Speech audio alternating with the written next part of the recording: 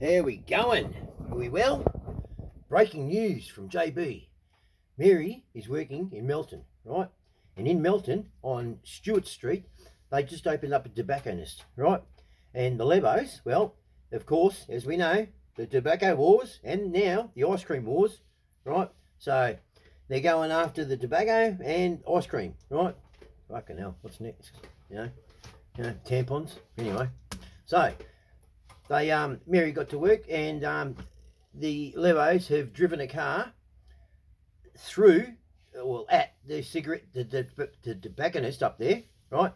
Anyway, on closer inspection, they've totally missed the tobacconist, and they've driven the car straight into the Indian spice shop. Good on them. Now they're on fire and spicy. Like spicy chicken at KFC. You stupid Lebos. And that, hey, why don't you go out and get real jobs? There's enough money to be made from you all dealing with cigarettes and just leaving each other alone, right? Just leave each other alone and you'll all make plenty of money. Stop being so greedy. And as it is, you're that greedy, but yet you go and get $5,000 specials from Sydney, bring them down here with clone plates, right? Driving around. It's pathetic. You know? Pathetic. What do you do with your money? Eh? Why don't you go and buy your mum and dad a house? Put it away. You know you're going to get caught. So why don't you invest it into something? You know? So when you get out of jail, right, you've still got some cash. Eh? And then you might have some money to buy some socks. Eh? Right. And another thing, right? I'd just like to say this. I don't know, there must be, I can't be the only person, right? I am overhearing, it's good for me in mental health. What does that mean? It's good for my mental health. What, so I want to be more mentaler? I don't understand. That's like saying getting on the walking machine, right? The treadmill, right? For my pre-broken legs. It's spastic, right? It used to be in the day when I went to school and growing up and stuff, it was called, it's good for their development, their brain development. Not, why are we getting pushed with this narrative, mental health, everywhere you turn? So people go, yes, so I get up in the morning and I go for a walk and I do my exercises because it's good for my mental health. You're not mental. What do you want to? What are you exercising your mental health? You're not mental. It's just good to have a clear start to the day. Why can't we speak like that? You know, I was having a conversation with a person the other day, and they felt the need. Well, not felt the need. Not the need. It's just how it is now. And they told me that their daughter, who was, and they actually said this, was in their daughter who was in a heterosexual relationship, and I'm sitting there going, I said, heterosexual relationship is man and a woman, yeah, and I know it is, right? She's gone, yeah, that's right. I went, why did you need to tell me that for? Oh, because that's what people are doing now. They're saying what their relationship is. I'm in a lesbian relationship. I'm in a gay relationship. I'm in a heterosexual relationship. But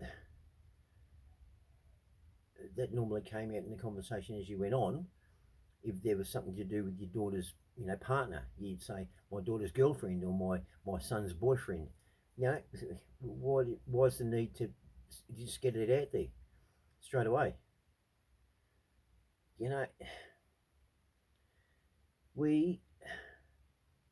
We are approaching things from back to front. We are saying things that should be said first, and forgetting to bring up what we should have said first, last. Let's just speak first to last. Like our reading, yeah? It's from left to right. I knew this was going to happen. My friend, he's a teacher in a university, right? And he was telling me that because he does, he ticks, you know, the students when they hand their their, their assignments in and stuff like that, right? Now, when you're in university, right, you know, you're at your top, you're at your top of your game, you think, right? And so when they hand in their projects and stuff like that, their paperwork, you know, to be graded and stuff like that, their theses and stuff, right? Um, you mark them on everything, you know, dictation, you know, with sentences, you know, all of it, the whole lot, spelling, everything like that. Anyway, he got called into the headmaster's office, or the, you know, the person who, the governor of the school, whatever you call him, right? And they said to him, they said, listen, if it's legible, right, we're not interested in the spelling. He's gone, sorry? He said, you want me? They said, if you can read it, you know. So people are now writing in the acronyms, you know, like it say they're using come. How's that? CUM, come. Yep. Now, I take CUM as, you know, put that in naughty talk, right? But they're actually using it in these. This is our future. This is how they're writing. You know, when you start dropping standards, you know, I'm sure when like Gough Whipple and all of them, you know, whether you like the person or not, you know, they went to school and they were gentlemen and they were ladies and back then, and they knew how to write well. I mean, our writing, if you go back years ago, it was beautiful. It was just beautiful, you know. The writing was fantastic. It was beautiful, you know. I mean, I'm dyslexic, you know, but I can appreciate. And let me just tell you, I just want to put this one to you. I'm dyslexic, but I've never ever seen letters upside down, different colours, and back to front. No, I've never ever seen that. So, and I was pretty much in the start of the dyslexic, you know, nudge there, right? I think it just comes down to a case of where we're all different, and we're all saying it today. We're all different. We're all different. Okay, so if we're all different, why can't we all learn a little bit different? You know, where they might be learn it better from a book, I might learn it better hands on. Doesn't make me any less, you know,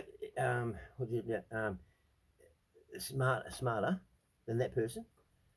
You know, probably might even put me a bit ahead of the person because I've physically gone and done it. How's that? But the mental health thing, that's what you hear. And as for the mental health thing, the awareness and all that, you know, there's a lot of people out there, a lot of people out there that are suffering greatly, and this is females as well. And there's all this awareness, but it offers nothing. It actually offers nothing. There is nothing, there is no road. There are people out there that have been, same with abuse, domestic violence. They're all aware of it, but there's no, when you come across a victim of it that's been subjected for it for years, and they've managed to just get a bit of distance from it, and they're able to, you know, take action. There's no one place they can go. There's no specific place where they can go and say, right, okay, you hop over here. They still have to line up at the front counter of the police station, like everybody else, behind, you know, whoever it is who's complaining about their neighbour, you know, who feeds the birds, you know, or the other one who's, you know, he's working his tools after 8 o'clock. But you know that same person is playing their stereo until 12 o'clock at night. So you know what I mean? It's stupid the way we do things. I mean, my friend, he lives up the road here, and he rang me up, you know, and he said, "You know what I just witnessed?" I said, "What's that?" And he's gone, "You know those electric bikes that look like motorbikes?" And I said, "Yeah." He said, "Well, there was 3 of them, and also 2 kids on dirt bikes, actual gas petrol driven dirt bikes." And he said, "No, we're blocking Mahoney's Road, one side of it. Cars couldn't get past." And he witnessed a highway patrol car pull up, put the lights on, and told them to get off the road.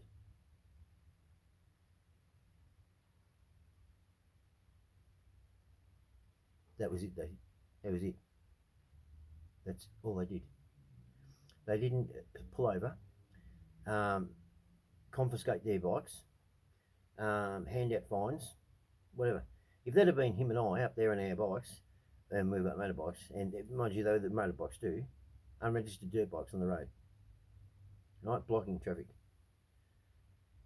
Our bikes would have been taken, would have been put in a 30-day sort of way, you know, car jail, bike jail, right, at a cost to us, and these kids get nothing.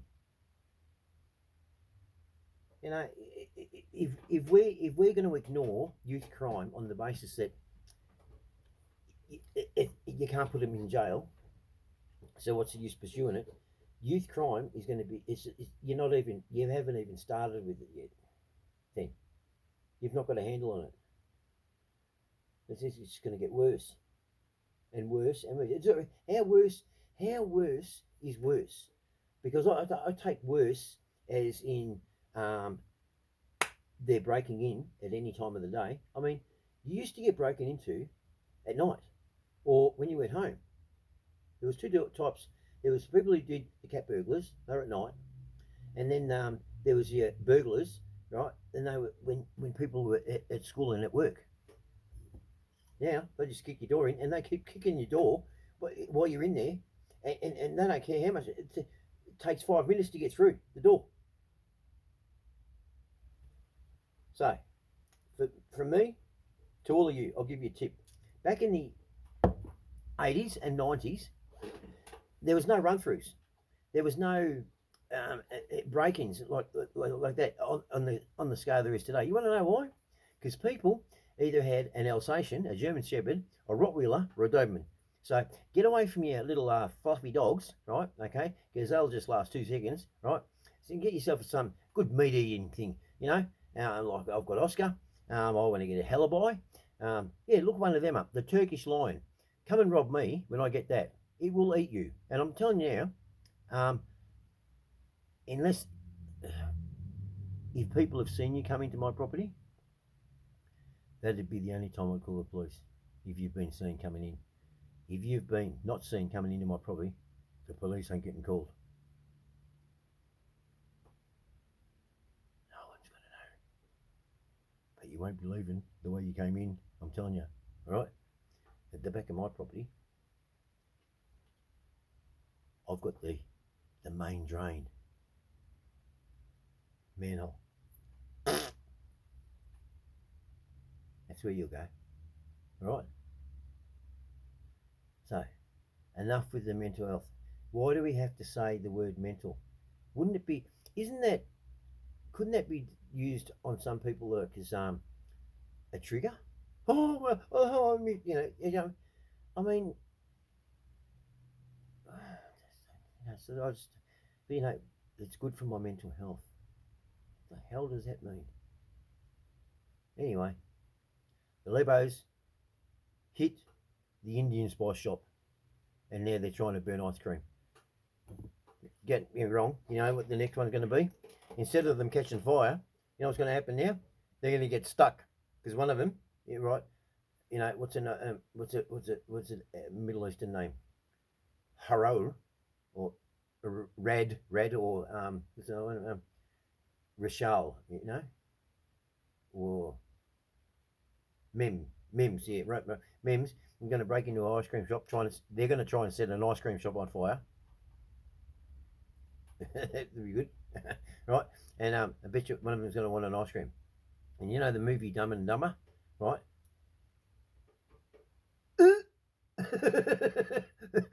So they're going to start a whole new way of fingerprinting. Guess what it's going to be? Tongue printing, because they're going to pull their tongue off and they're going to leave a print there. You stupid Leo. I'll tell you, you want to wear socks if you're going to start breaking into ice cream shops. I'm telling you, any bare skin on you, right, it gets stuck. So you're going to have to wear socks, right?